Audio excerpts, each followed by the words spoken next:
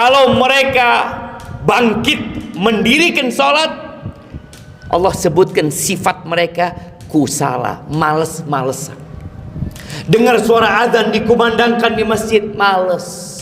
Ia ke masjid terpaksa, hanya untuk menggugurkan kewajiban.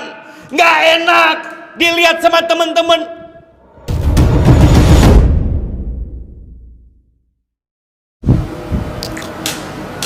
Innal hamdalillah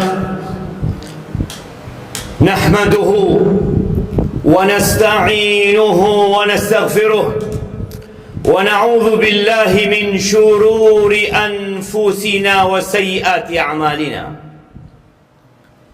Man yahdillah fala mudilla lahu wa man yudlil fala hadiya lahu. Wa ashhadu an la ilaha illallah wahdahu la syarika lah wa ashhadu anna Muhammadan abduhu wa rasuluhu wa habibuhu wa khaliluh. Allahumma salli wa sallim wa zid wa barik wa an'im ala abdika wa rasulika sayyidina wa maulana Muhammadin wa ala alihi wa ashabihi ajma'in. Amma ba'd. Faya ibadallah, usikum wa nafsiya bitaqwallah faqad fazal muttaqun. Qala Allah tabaraka wa ta'ala fil Qur'anil azim, ya ayyuhalladzina amanu ittaqullah haqqa tuqatihi wa la tamutunna illa wa antum muslimun. Ma'asyiral muslimin, sidang Jumat Masjid Al-Hikmah rahimakumullah. Allah Azza wa Jalla memanggil orang-orang yang beriman. Berulang kali kita dipanggil, tapi sebagian kita nggak sadar kalau dia dipanggil. Padahal kalau atasannya yang memanggil, maka dia akan segera datang, menyimak, mendengarkan, dan dia akan memulai ucapan dia dengan mengatakan siap. Allah Azza wa Jalla memanggil kita, ya ayyuhalladzina amanu, wahai orang-orang yang beriman. Ya, 89 kali kita dipanggil ya ayyuhalladzina amanu. Tanyakan kepada kita, mana yang kita tahu dengan panggilan Allah? Berapa dari 89 panggilan itu yang kita hadir saat dipanggil, yang kita menjalankan perintah untuk panggilan tersebut? Atau kita acuh tak acuh dengan panggilan Tuhan, tapi kita taat dan patuh dengan panggilan atasan? Allah katakan, ittaqullah, bertakwalah kalian kepada Allah haqqa tuqatih. Bertakwalah kalian kepada Allah dengan sebenar-benarnya takwa. Mungkin sebagian kita mengatakan, saya sudah bertakwa, saya sudah sering dikasih nasihat untuk bertakwa.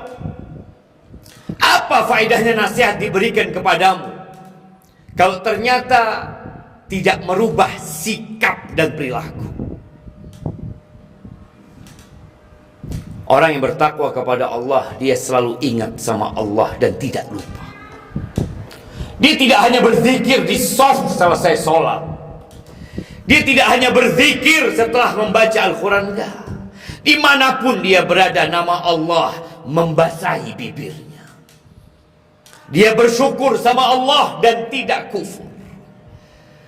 Kebanyakan kita sering mengeluh, merintih, menceritakan kepada manusia cerita-cerita duka, seakan-akan sang pencipta tidak pernah memberikan nikmat kepadanya. Berapa kali kau cerita nikmat yang Allah berikan kepadamu? kebanyakan kita lebih sering mengeluh. Wala tamutunna illa wa antum muslimun. Allah berpesan, kalian jangan mati kecuali dalam kondisi Islam. Ya, sebagai seorang prajurit Batalion 509 Kostrad, yang mungkin suatu hari dia akan dikirim ke sebuah tempat dan mungkin dia tidak akan pernah kembali ke tempat ini. Hendaklah kita siap siaga untuk menjemput panggilan Allah Azza wa Jalla. Dengan apa? Dengan memperbaiki hatimu. Kenapa engkau bergabung ke tempat ini? Apa tujuan? 1442 tahun yang lalu terjadi sebuah peperangan di kota Madinah. Tatkala 3.000 pasukan Quraisy datang berbondong-bondong untuk balas dendam atas kekalahan mereka di perang Badar. Mereka membawa 3.000 pasukan datang ke kota Madinah. Rasulullah SAW menyeru sahabatnya untuk menghadapi musuh yang sudah sampai kota Madinah. Maka keluar 1.000 orang. Ya, hanya itu pasukan yang dimiliki oleh Nabi alaihi salatu wassalam. Di tengah jalan sebelum sampai ke medan perang, 300 orang memisahkan diri. Kenapa? Kenapa di saat genting yang seharusnya mereka berada untuk membela kebenaran dan melihat saudara-saudara mereka jumlahnya sedikit malah kabur? Ya, mereka adalah pasukan orang-orang munafikin. Orang munafik itu sholat. Orang munafik itu sedekah. Orang munafik ikut perang, tapi pura-pura sebenarnya dia. Idza qamu ila sholati qamu kusala. Kalau mereka bangkit mendirikan salat, Allah sebutkan sifat mereka kusala, males-malesan. Dengar suara azan dikumandangkan di masjid, males. Ia ke masjid terpaksa, hanya untuk menggugurkan kewajiban. Nggak enak dilihat sama teman-teman. Ya, itu barisan orang-orang munafikin yang mungkin ada di sekitar kita, yang mungkin sholat bersama kita. Qamu kusala yura'una nas. Dia sholat tapi hanya riya, hanya pamer. Wala yadhkuruna Allah illa qalila. Dan dia tidak menyebut nama Allah kecuali sedikit. Salat dia, tapi entah pikirannya di mana. Semoga kita tidak termasuk dari mereka. 300 orang-orang munafik bersama yang di hatinya ada penyakit, memisahkan diri. Akhirnya 700 pasukan melanjutkan perjalanan sampai ke medan perang di Uhud. Rasulullah SAW menata pasukan. 50 orang diletakkan di sebuah bukit untuk menjadi pemanah, melindungi punggung kaum muslimin. Dan Nabi berpesan kepada mereka, di sini seorang prajurit harus taat dan patuh sama atasannya selama tidak melanggar perintah Tuhan. Nabi berpesan kepada 50 orang ini, kalah menang kalian tetap di sini. Kalau kalian melihat burung-burung memakan bangkai kita, jangan turun sampai aku kirim orang nyuruh kalian turun. Selesai. 650 dengan 50 di atas bukit. Terjadi peperangan. Allah berikan kemenangan kepada umat Islam. 3.000 pasukan itu lari.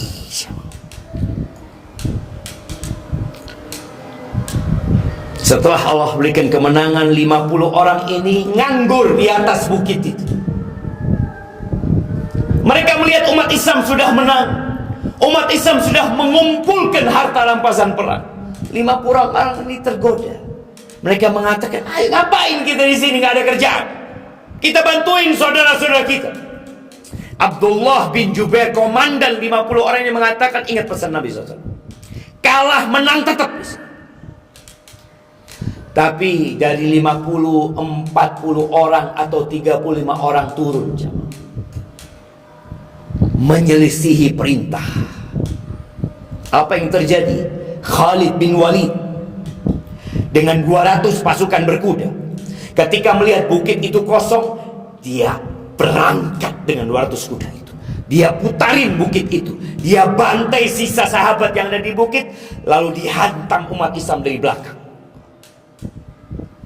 Namanya orang sedang mengumpulkan harta rampasan perang, sedang bungkuk-bungkuk, diserang dari belakang. Sebagian mereka lari ke kota Madinah, sebagian naik ke atas bukit. Pasukan umat Islam berantakan. Musuh yang sudah lari mendengar ada suara di belakang, mereka menoleh ke belakang. Ternyata Khalid berhasil menyerang dari belakang.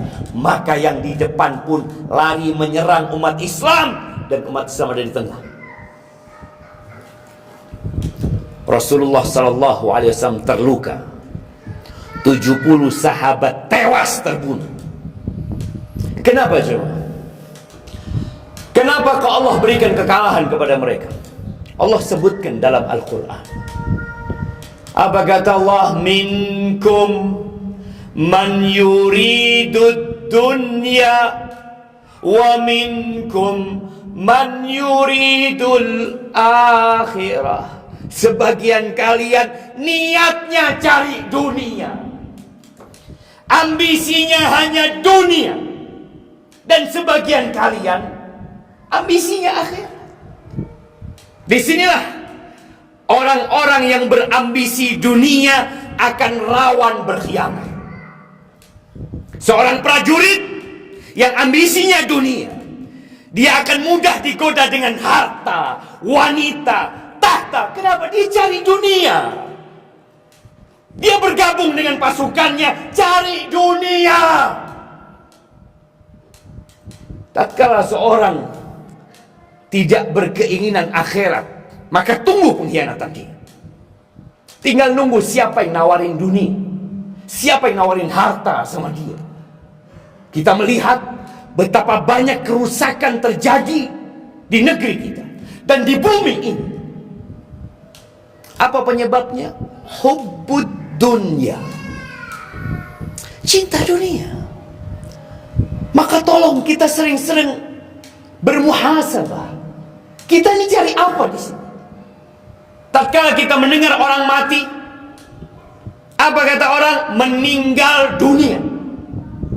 Dunia yang dia kumpulkan, harta yang dia cari, rumah yang dibangun, mobil yang dia miliki, motor yang dia cicil, semua ditinggal. Meninggal dunia. Lalu engkau mencari dunia, sedangkan engkau melihat orang-orang meninggalkan dunia. Ahibati fillah, Allah Azza wa Jalla mengatakan, inna sa'yakum lasyatta. Ya, usaha kalian macam-macam. Tadi ada yang bekerja untuk cari akhirat, ada yang bergabung dengan kawan-kawannya untuk cari akhirat. Tapi kebanyakan kita, kata Allah, bal tu'thirunal hayatad dunya. Kalian lebih mementingkan kehidupan dunia. Wal akhiratu khairu wa abqa. Akhirat itu lebih baik dan lebih kekal. Bayangkan Fir'aun yang pernah berkuasa di Mesir. Berapa umur dia? 110 tahun dia mati. Selesai. Dan dia ada di kuburnya ribuan tahun.